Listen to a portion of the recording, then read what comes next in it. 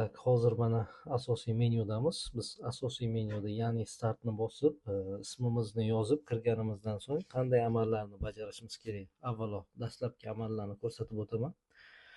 Bunda avvalo o'sha sozlamada bo'limiga kirib, til materiallariga ahamiyat berasiz. Ya'ni ingliz tili turibdi. O'sha siz startni bosib kirganingizda ingliz tili turadi.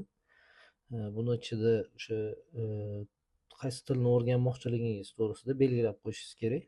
Ya'ni rus tili bo'lsa, rus tiliga oid ma'lumotlar, kitoblar, boshqa bir kvizlar chiqadida. Nemis tilini tanlasangiz xuddi shunday. Lekin hozirda rus tili va nemis tili hali yakunlangani yo'q, shu sababli qo'shganimiz yo'q. Lekin hozirda faqatgina ingliz tilidan foydalanib turishingiz mumkin, lekin tez orada qo'shiladi albatta. Demak, ingliz tilini bosib qo'ydik.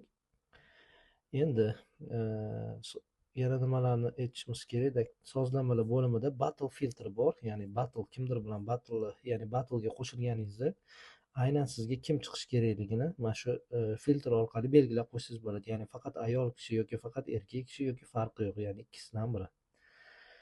Demak, bildirishnomalar bo'limi ham tez orada ishga tushadi. Bundan tashqari shaxsiy kabinetga kirib, jinsingizni tanlab qo'yish ham ustunlik beradi albatta. Ya'ni jinsingizni tanlab qo'ysangiz, aynan filtrda misol uchun faqatgina ayol kishi deb tanlagan bo'lsa, demak, siz agar jinsingizni tanlamagan bo'lsangiz, siz faqatgina farqi yo'q bo'lganligigina chiqasiz, qolganligi chiqmaysiz. Shu sababli jinsingizni albatta tanlab qo'yganingiz ma'qul.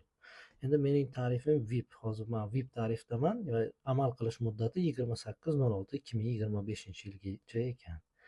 Demak, sozlamalar bo'limida faqatgina jinsingizni farqi yo'q o'sha battle jarayonni va shaxsiy kabinetdan jinsingizni tanlab qo'ysangiz, albatta maqsadga muvofiq bo'ladi.